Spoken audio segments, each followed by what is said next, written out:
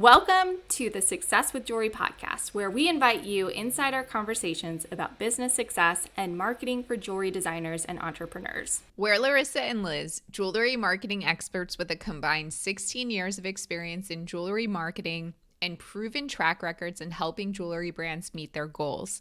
When you listen to or watch this podcast, you get an intimate and exclusive peek behind the curtain of all the things you wish you could know about earning success in this industry. Welcome to episode 15. In this episode, we'll be talking about content planning. We'll be covering where you should be sharing content, what you should be posting, and how to align your content.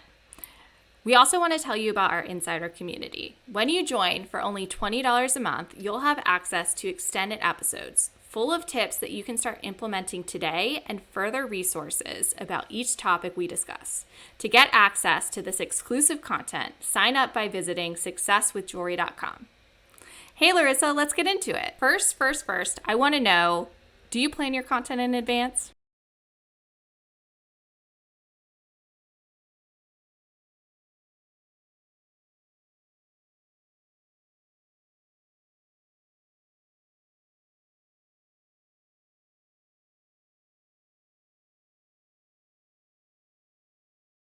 Yeah, I love looking at the big picture side of things. All of my all of my clients are planned out 15 to 30 days in advance. So I have all of that buttoned up. But we start with kind of looking at really big picture and then kind of keep getting more specific from there. So let's get into where you should be sharing content. The most important thing is to focus and then diversify. So you don't want to be everywhere to start. You want to really think about where your audience is and start there and focus. And then within 6 to 9 months to a year is when you're really going to see if that's working. So you have to put time in and you have to stay consistent. Yeah, I think for brands that are just starting out or they're going through a rebrand, it's tempting to just kind of throw a lot of stuff at the wall and see what sticks.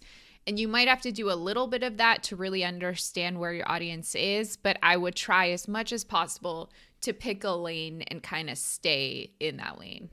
And we tend to recommend, if you're just starting your jewelry brand, Instagram and email marketing to focus on.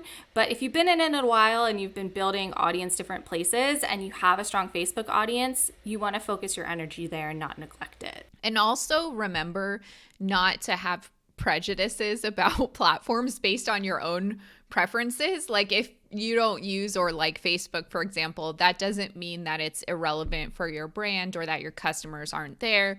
Or if you don't like interacted with email marketing, don't have a prejudice about that. So really think about what the customer needs and wants. Yeah, I get that response a lot about email marketing, which is surprising recently. Oh, well, I don't read emails, but emails work and we know this. So that's why we tend to recommend it. But other platforms that you don't want to forget about that could be an opportunity are your LinkedIn and your personal Facebook networks to tap into every once in a while. So think about those two if that's maybe an opportunity for you. And then the other thing I don't want you to forget is your website. It's not just a static thing that you've done and is there. It needs to be updated and refreshed frequently. Yeah, the same way as if you had a brick and mortar store, you need to be like changing up the displays, cleaning the cases regularly. So whether that's monthly, seasonally, when you have new items, when there's holidays, etc., it's not a set and forget kind of thing. Actually, that's just giving me an idea that we should do a little series on e-commerce maybe in the new year. Let's do it. I love e-commerce. Yeah, I know you do.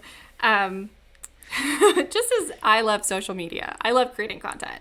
So this is exciting. Let's talk about what you should be posting. And really, you want to be sharing your story and staying really consistent. And it really grinds my gears when designers are like, I have nothing to say, or I'm not sure what to talk about, or I'm just not that interesting.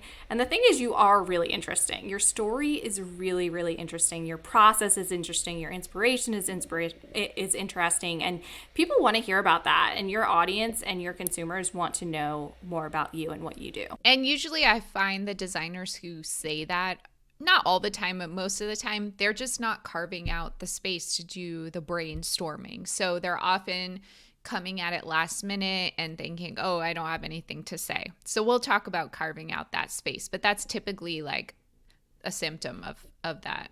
Definitely. And so when it comes to choosing what to share and like getting really consistent on that. I find sticking with 5 different types of content is really helpful. So really defining them, writing them down, and sticking with them. And I like to think about it in terms of 2 primary types of content that you share. And an example would be your jewelry, your process, your inspiration. These are your key messaging. These are the main things you want to be saying.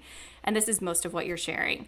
And then 3 secondary, and this is what makes your brand unique, and this really supports your key messaging. So this could go deeper into inspiration, or maybe it's another artistic hobby you have or something that you want to share that feels really important to your brand.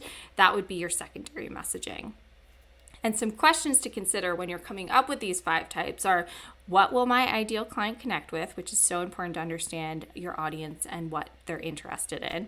And then how will this content help my brand stand out? Because you want to be unique. You want to tell your story in a really authentic way. You don't want to copy what other people are doing. And then also always, how will this content relate back to my brand, my story, and my product? Because you don't want to just be posting things that are out of left field. You want to give everything context. So next we want to get into aligning your content. And this is really important because you want to make sure all of your platforms, your social media platforms, your website, your email marketing are all saying the same thing. You don't want somebody to see something on your social media site and click to your website and have a really hard time finding it, or feeling like your website is drastically different than what you're promoting on social media.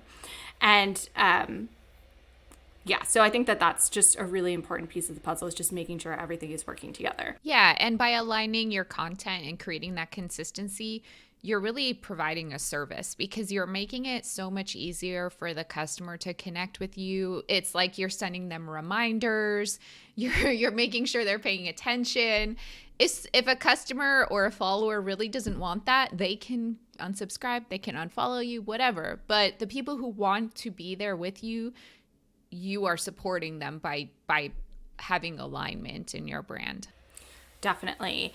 And another way to really keep your brand in line is to answer these questions I'm going to read through and keep coming back to them. So I answer these questions for the brands I work with, and I keep it at the top of my planning document so I can always kind of refer back to it and make sure because when you're writing for a lot of different brands or even your own brand, it's really good to have your thoughts organized to make sure that you're telling a consistent story.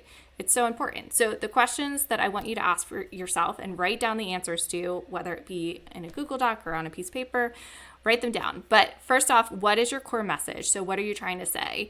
What makes you unique? What are your goals? Who is your ideal customer? And why should people care? Why should people resonate with what you're saying? Why is it important? Really reflecting on these questions, answering them, and coming back to them will help you really be consistent in telling your story. I think it's a great idea to keep those questions and your answers at the top of whatever planning document you use, or maybe even print it out like at your desk or computer, whatever, because it is easy to just fall into a routine. Some marketing stuff is tedious and repetitive. So always making sure that in some way, shape, or form, you're like touching upon these things. And another way to really stay aligned is determining a theme for yourself. And this is something that's going to drive your content for the month. So creating a theme based on something relevant or designs you want to sell. So I would look at the next 3 to 6 months and put a theme on each month, and then start creating your content from there. So some examples could be custom design, holiday gift ideas, which is kind of the season we're in right now, featured birthstones, a collection launch. These are things that can become a theme. And what this does is, once you have the theme for the month, then you know what your email is going to touch on or be about, and you know what type of content you're going to be posting. So you have a place to start from. And then something else you really want to keep in mind when you're doing this is any key dates, events, holidays, launches. Make sure you know what these are, and they can help determine your themes too.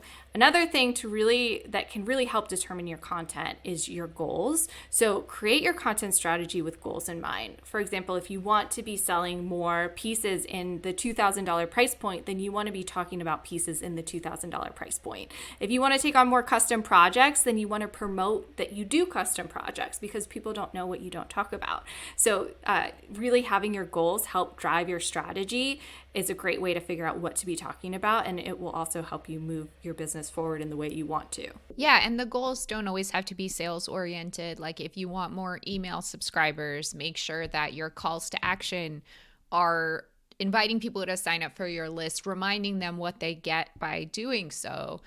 Or if you want more traffic to your website, like telling people that they can get more information on a product page, or there's additional photos or videos there, or if scheduling like a one-on-one kind of consultation with you, remind people of that and make sure it's built into the captions or the written content that you're including. So we want to know, do you plan your content in advance? Do you want to? Again, you can visit successwithjewelry.com and sign up for the extended episode as well with exclusive content. Thank you so much for listening.